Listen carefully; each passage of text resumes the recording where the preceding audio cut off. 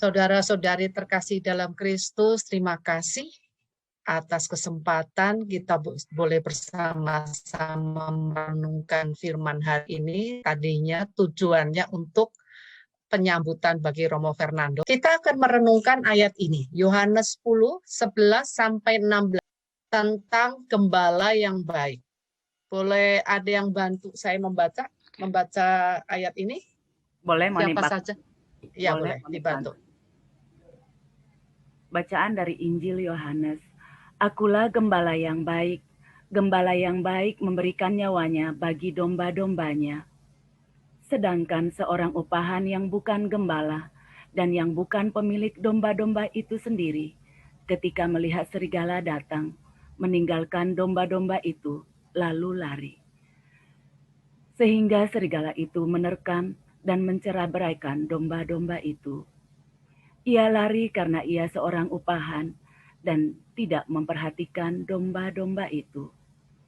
Akulah gembala yang baik, dan aku mengenal domba-dombaku, dan domba-dombaku mengenal aku.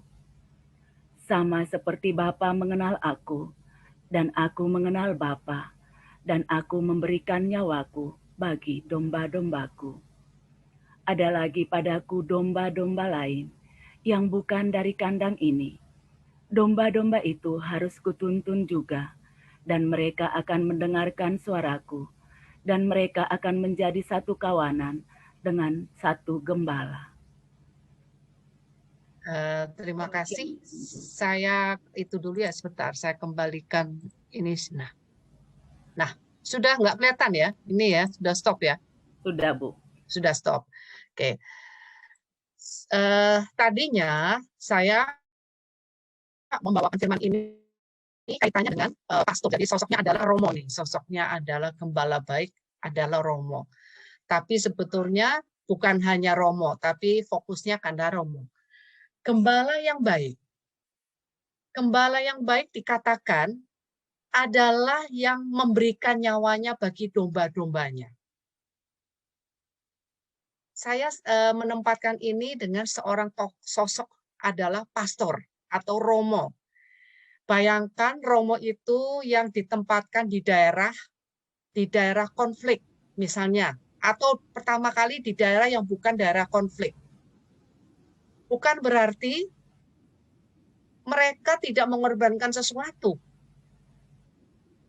Mau memberikan nyawanya sendiri, sebetulnya dari awal pun seorang Romo atau seorang pastor, seorang gembala bagi kita, umat Katolik, pertama kali ketika dia berkomitmen menjadi seorang gembala, seorang imam, seorang pastor, dia sudah mematikan keinginan dia sendiri. Melepaskan segala kenyamanannya, melepaskan segala mungkin ikatan keluarga tidak lepas, tapi tidak mungkin bersama-sama lebih, mungkin setiap saat waktunya tidak mungkin banyak. Inilah bahwa dia sudah mempersembahkan bagi sesuatu yang dia yakini, sesuatu yang dia kuburkan. Sudah ada bagian dari hidupnya yang dia tutup, dan dia buka hidup baru sebagai seorang gembala. Meskipun dia ditempatkan misalnya seorang Romo Pastor Fernando ditempatkan di Tuasepio, di mana bukan daerah konflik. Tapi lihatlah sosok dia. Apakah dia seorang gembala yang baik? Apakah dia mau mengorbankan waktunya, waktu istirahatnya, waktu bersantainya, untuk bersama-sama dombanya, untuk mendengarkan dombanya bersharing, untuk mendengarkan dombanya berkeluh kesah?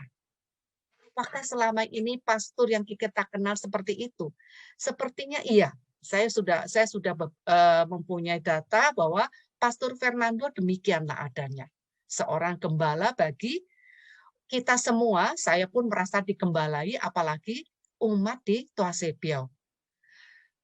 Pastor Romo, gembala ini memberikan kenyamanan bagi yang berbeban, mungkin kadang-kadang membantu mencari solusi, membantu meneguhkan, menemani yang sedang bergumul. Sebetulnya inilah gembala yang dalam arti sekarang yang kita butuhkan pada masa ini bagi kehidupan kita, kehidupan umat beriman, gembala kita adalah romo, yang saya bicarakan adalah sosok pastor. Bagaimana kalau gembala itu tinggal di daerah konflik? Bayangkan, saya punya satu teman, seorang pastor yang dia ada di daerah Afrika. Wah, jauh dari bayangan kemewahan, jauh dari bayangan kenyamanan. Tetapi dia jalani semuanya tuh dengan sukacita. Inilah gembalaku, inilah ladangku, dan dia syukuri. Kalau gembala tinggal di daerah konflik, tidak jarang gembala yang baik itu yang mestinya, yang harusnya memang berada di tengah-tengah dombanya itu harus mengorbankan bukan hanya kenyamanan, bahkan keselamatan dirinya. Kemudian gembala yang ditempatkan di daerah terpencil, di daerah minus, bahkan jatah makannya pun bisa diberikan kepada umat. Inilah bahwa kehidupan seorang gembala, kita mungkin hari-hari hanya bisa klaim, wah romo ini begini. Tetapi kehidupan seorang romo, kehidupan seorang pastor, luar biasa. Awal mulanya pun dia sudah mempersembahkan hidupnya sendiri.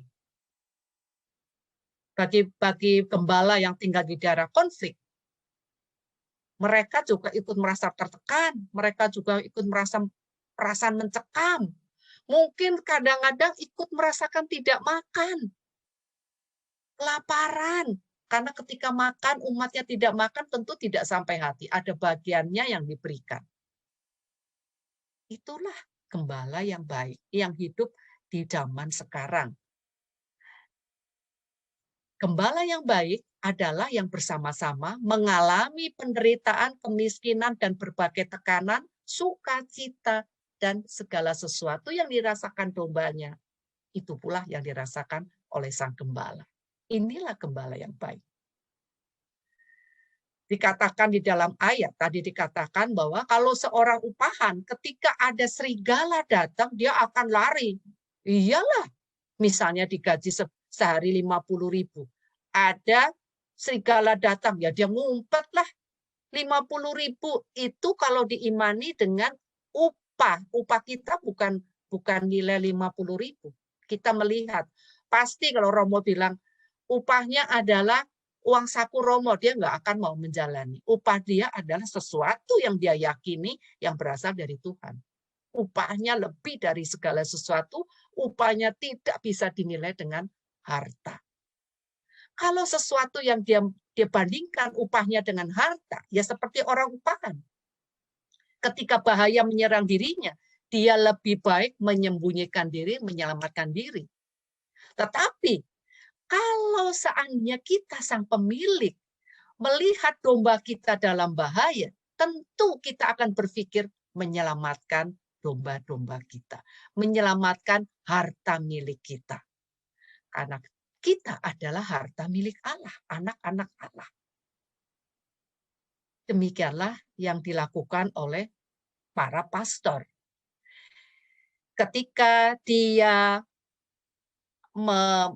menerima sakramen imamat, kepadanya dipercayakan melalui sakramen itu umat yang merupakan gembala dari Kristus dipercayakan baginya. Gembala, domba-domba yang dipercayakan padanya adalah miliknya selama dalam penggembalaannya. Bukan sekedar, dia bukan orang upahan. Dia dipercayakan oleh Allah untuk mengembalakan domba-dombanya dalam tanggung jawab perutusannya sebagai imam. Saudara-saudari, gembala yang baik mempertaruhkan nyawanya bagi domba-dombanya. Selain kematian yang terkadang mengancam para gembala, dimanapun dia ditempatkan, apalagi di daerah konflik. Tadi dikatakan awal mulanya pun sang gembala sudah mempersembahkan kebebasannya, mematikan kebebasannya. Inilah persembahan yang pertama dari seorang imam, yaitu kebebasannya, kebahagiaannya dengan keluarga. Tidak mungkin dia berkeluarga. Bahkan seperti Pastor Fernando, dia rela meninggalkan jauh negara asalnya untuk berada di Indonesia. Kalau nggak salah dia orang asing, betul? Betul nggak? Betul ya Bu Sinta? Iya betul. Nah, jauh dari negaranya, jauh dari segala sesuatu kenangan akan masa kecil, dia tinggalkan semua untuk sesuatu yang tempatnya pun tidak dia bayangkan, sebuah tempat baru, ladang baru, hanya karena rasa percaya, hanya karena iman, hanya karena kasih, hanya karena pengharapan begitu besar akan Allah, dia berani melangkah menuju Indonesia. Kita dapat bayangkan berita apa tentang Indonesia. Tetapi seorang asing berani melangkah ke Indonesia untuk menggembalakan domba-dombanya yang berada di Indonesia. Dia tinggalkan semuanya. Tinggalkan kenyamanan negaranya, masuk di dalam negara antah berantah. Saat itu mungkin Indonesia tidak seperti sekarang. Inilah kita menghargai seorang sosok Pastor Fernando yang sudah, kalau bilang, mempersembahkan hidupnya bagi pelayanannya. Kemudian gembala yang baik mengenal domba-dombanya dan domba-domba mengenalnya. Domba-domba mendengar suaranya. Saya pernah, mungkin sebagian dari yang ada di dalam PT hari ini pernah melihat sebuah video sharing dari WA. Ada satu orang yang diberi kesempatan memanggil domba. Oh, nggak ada satupun domba datang. 2 kali, 3 kali. Tapi ketika dipanggil dengan suara gembala, domba-domba itu berkerumun datang, bahkan menjawab. Tentu ini hanya sebuah gambaran. Tetapi ini dapat menggambarkan bahwa gembala dan domba itu ada sebuah relasi. Relasi yang intim, relasi saling mengenal. Tentu seorang gembala dalam arti seperti Romo, yang saya bilang sosok Romo Fernando, bukan hanya mengenal secara harafiah. Oh, si Yusti ini yang orangnya tinggi, seperti ini. Oh, si B ini orangnya bukan hanya seperti itu. Oh, ini punya anak 3. Oh, ini buka toko. Oh, ini pegawai kantor. Bukan hanya data seperti itu. Tetapi seorang gembala yang baik, bahkan dia bisa melihat, bisa mengerti kecemasan, kedukaan, kegembiraan, harapan dari domba-dombanya.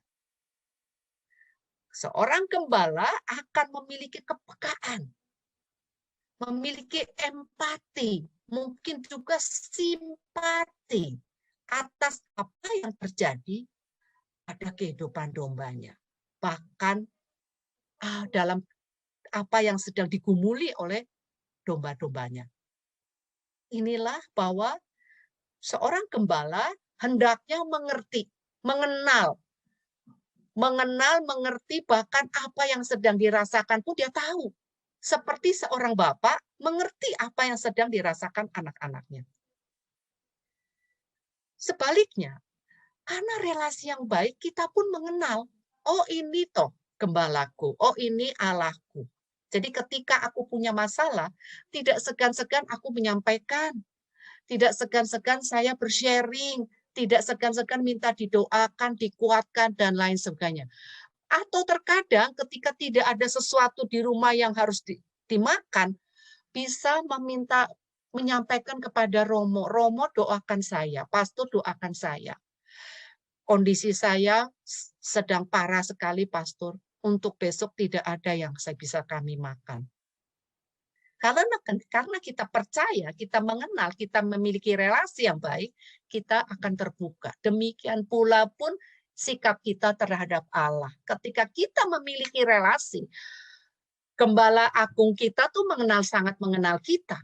Tapi belum tentu kita mengenal Gembala Agung kita, yaitu Yesus Kristus. Dia sangat mengenal kita. Dia Belum kita mengatakan apapun, dia sudah tahu. Maka dikatakan janganlah berbohong. Karena berbohong bagi Allah itu sia-sia.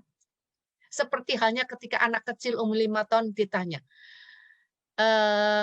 misalnya Kevin, kamu kelas berapa? Coba bayangkan, anak kecil mana ada yang mengatakan, saya belum sekolah, Tante. Dia akan mengatakan kelas 12, kelas 6. Betul nggak?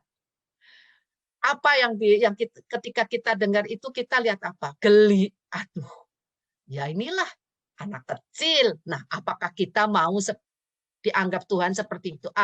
Ini anak kecil. Kak, saya kan tahu siapa engkau. Untuk apa kamu berbohong kepadaku? Nah, Sang Gembala Agung tahu apa yang sedang kita pikirkan, tahu apa yang kita butuhkan, tahu apa yang menjadi teriakan hati kita, yang sedang kita susahkan, sedang kita gumuli, bahkan kita diam-diam menangis. Dia tahu. Tidak ada yang sia-sia. Nyatakanlah dengan hati yang jujur.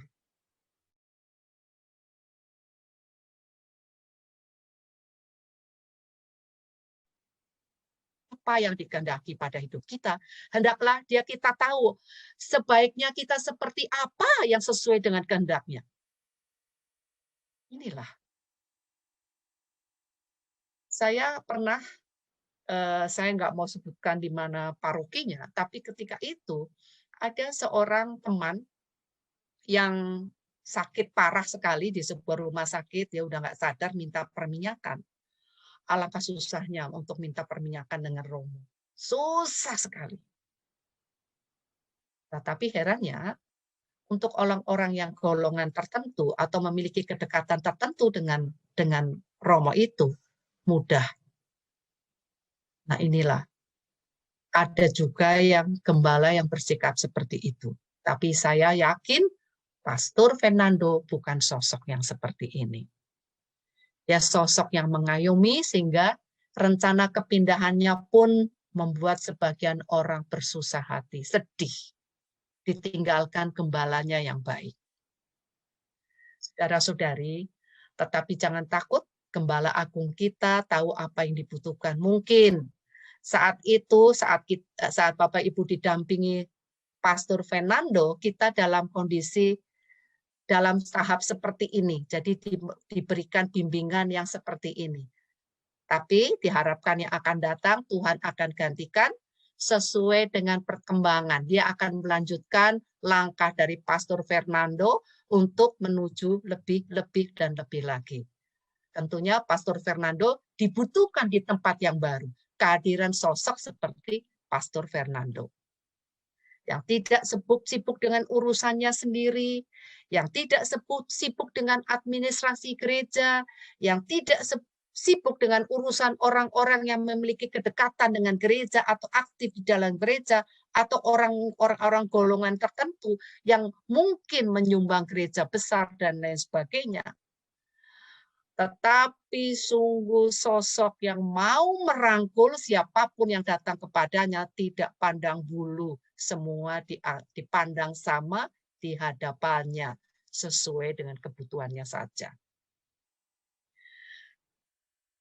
Kemudian Paus Fransiskus mengatakan gembala yang baik itu adalah gembala yang berbau domba.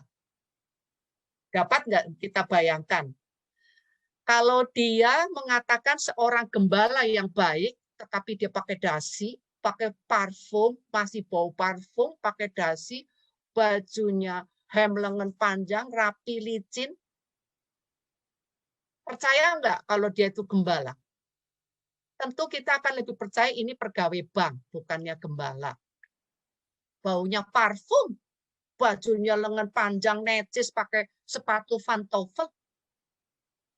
Seorang yang gembala, layaklah kamu wujudnya ya sesuatu yang hidup di antara domba. Berbau domba. Artinya apa? Bukan berarti kita harus ketika jadi gembala, baunya harus seperti kerbau, harus seperti kambing. Artinya, seorang gembala ketika dia berbau domba adalah Dia bau karena dia ikut mengalami kesusahan, kepedihan, penderitaan umatnya. Mau disibukkan dengan kehadiran domba-domba yang membutuhkannya. Mau menjadi pendengar yang baik. Mau menjadi saudara yang meneguhkan bahwa Allah selalu menyertai dengan kasih yang terbatas. Katanya gembala. Tetapi ketika datang domba, dia tolak. Enggak ada kangtaunya. Itu tidak demikian. Seorang gembala harus berbaur, harus akrab dengan domba-dombanya. Sampai berbau domba.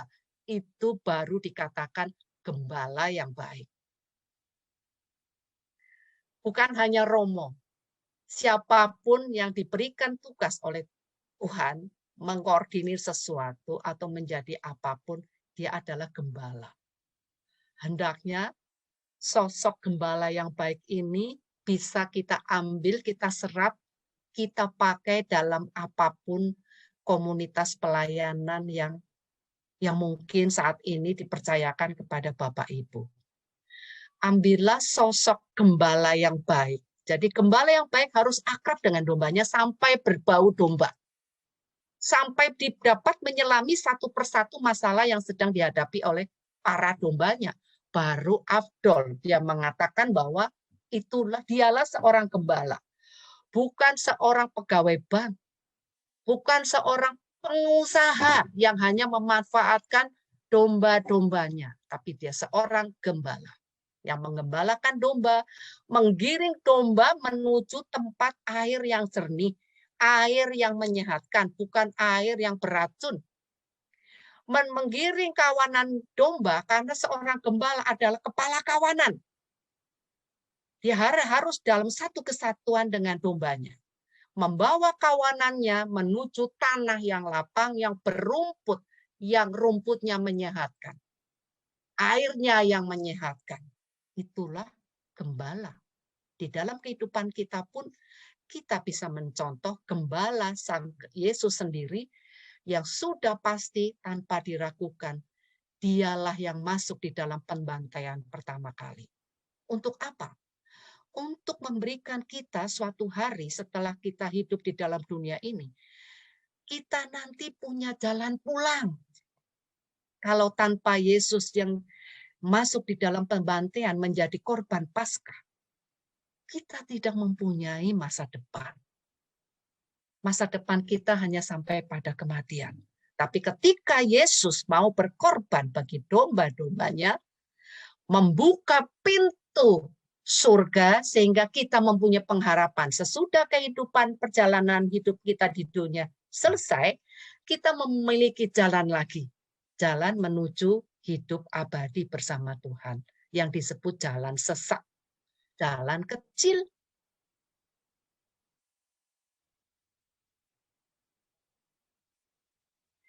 Tadi saya juga mau masukkan sebuah sosok. Seorang gembala, bukan hanya presiden yang belusukan, gembala hendaknya pun belusukan. Gembala bukan hanya misalnya katakanlah pastor, bukan hanya tempatnya di pastoran, sudah di situ saja. Hendaknya gembala pun dapat belusukan masuk di dalam kehidupan yang mungkin susah dijangkau. Banyak orang yang tidak bisa ke paroki karena tidak memiliki akses. Maksudnya begini, ketika saya belum hidup baru, saya hanya ke gereja tuh hanya di ruangan gereja. Saya nggak tahu bentuknya Sangkristi kayak apa, nggak pernah. Oh, di belakang itu ada Sangkristi. Oh, setelah Sangkristi sana ada apa? Nggak tahu semua. Jadi saya tidak memiliki akses untuk bisa mengerti apa sih isi gereja. Nggak ada. Itu hanya sekedar karena saya tidak memiliki akses, nggak punya teman di gereja, nggak pernah ikut beraktif di gereja, nggak ada akses. Tidak hanya seperti itu.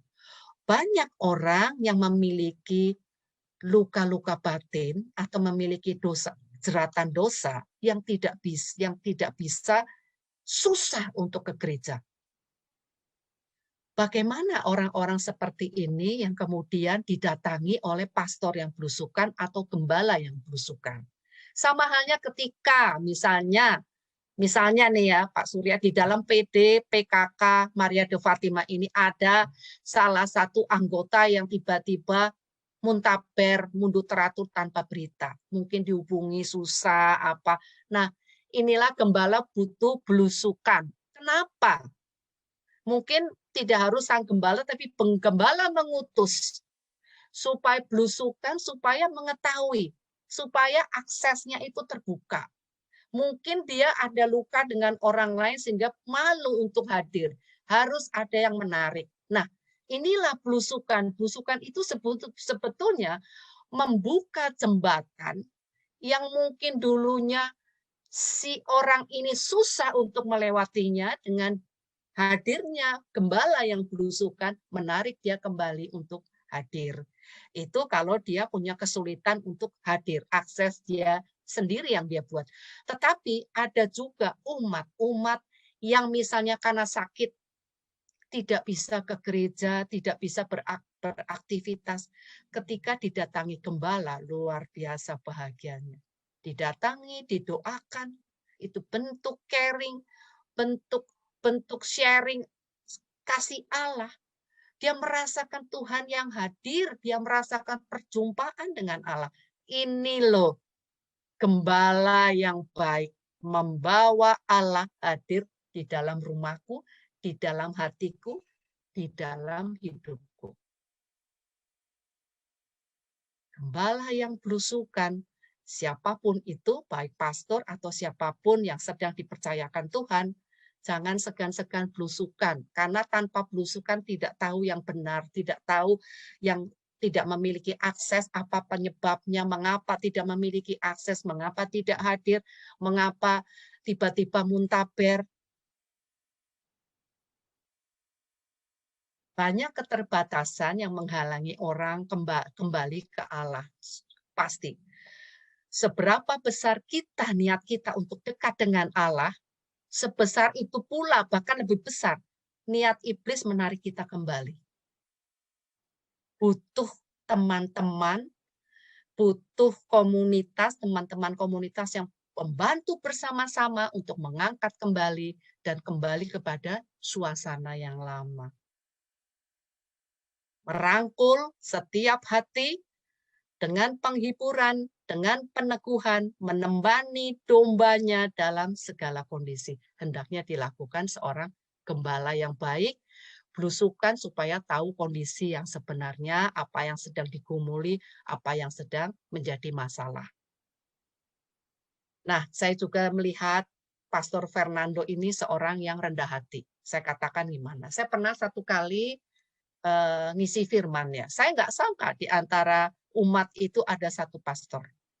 Dia dengan tekun, dia dengan setia sampai akhir. Saya membayangkan ini seorang sosok Bapa yang baik. Dalam satu sisi, dia menemani, menguatkan anak-anaknya, para dombanya untuk ayo kamu, mungkin kalau nggak ada romo, kalau nggak ada pastor, ya kalau mau keluar enak-enak aja. Kalau ada pastor kan nggak enak. Oh ada pastor, janganlah nanti keluarnya tunggu selesai. Jadi dia sebetulnya meneguhkan, menguatkan, menemani. Di sisi yang lain, saya melihatnya begini, waduh ini romonya luar biasa. Seperti anaknya yang sedang disuapi makanan, meskipun katanya berasal dari Tuhan, dia perlu tahu loh, makanan apa yang anakku makan sehingga dia sehat. Dia perlu belajar. Makanya saya bilang dia luar biasa.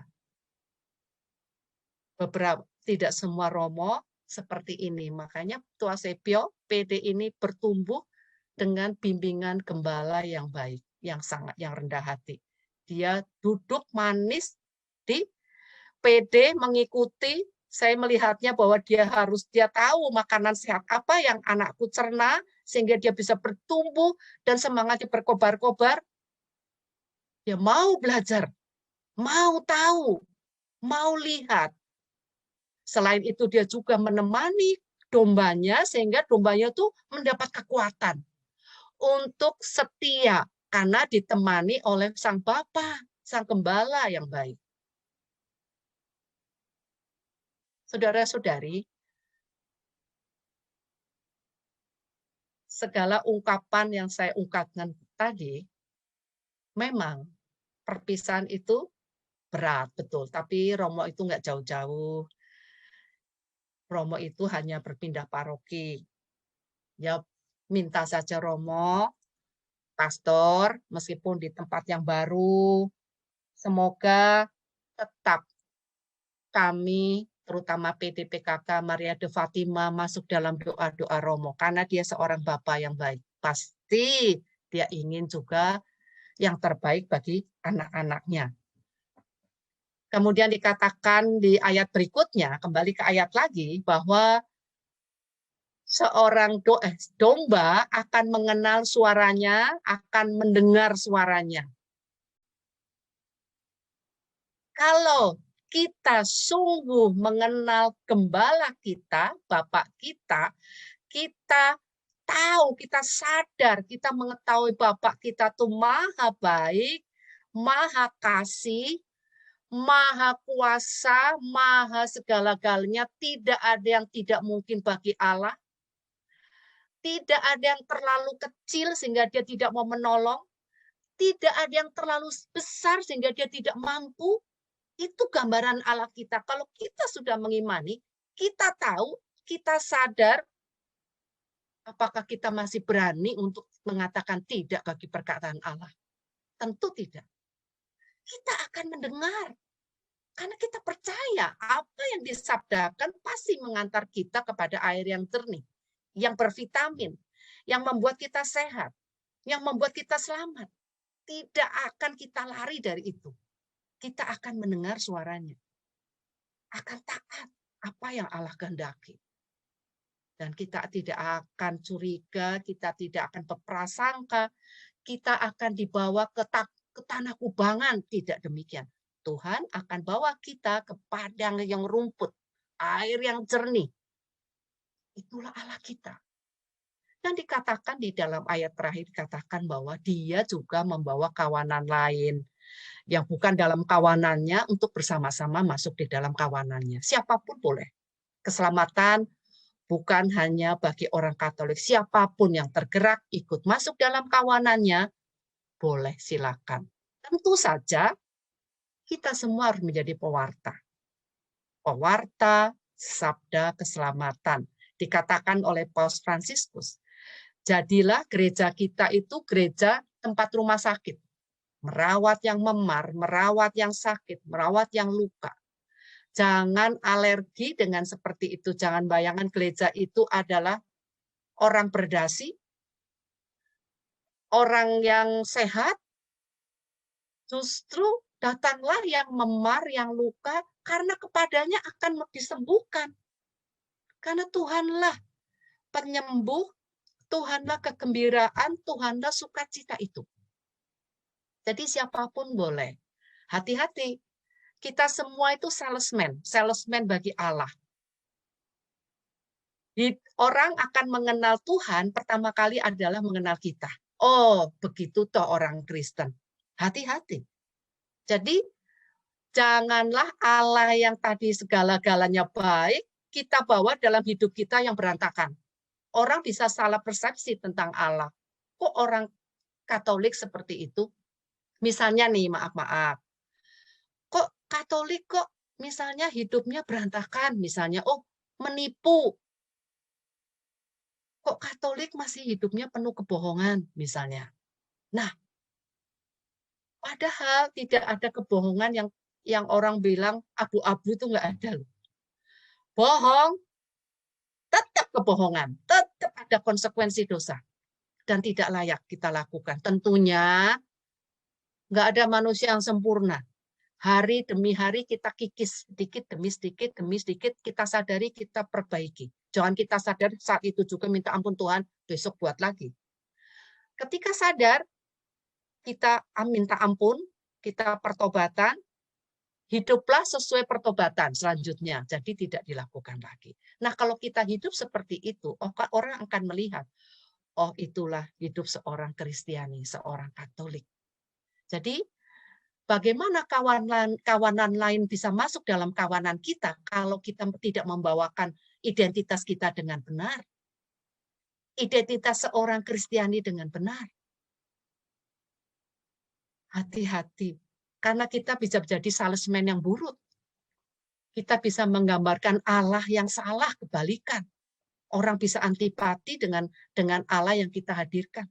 Kok seorang Katolik kok orangnya mulutnya penuh dengan penghakiman misalnya. Kok susah orang Katolik kok berbohong. Kok orang Katolik misalnya menipu misalnya. Kalau masa lalu kita ada seperti melakukan kesalahan-kesalahan, mari ketika kita sadari kita tobat dan hiduplah baru sesuai dengan pertobatan kita. Supaya domba-domba yang bukan dari kawanan kita tertarik untuk bergabung. Sang gembala terus, siapapun boleh. Siapapun, keselamatan itu tidak hanya bagi orang bilang keturunan Abraham. Kalau keturunan Abraham kita nggak akan selamat. Secara darah kita bukan keturunan Abraham. Kita adalah keturunan Abraham secara iman.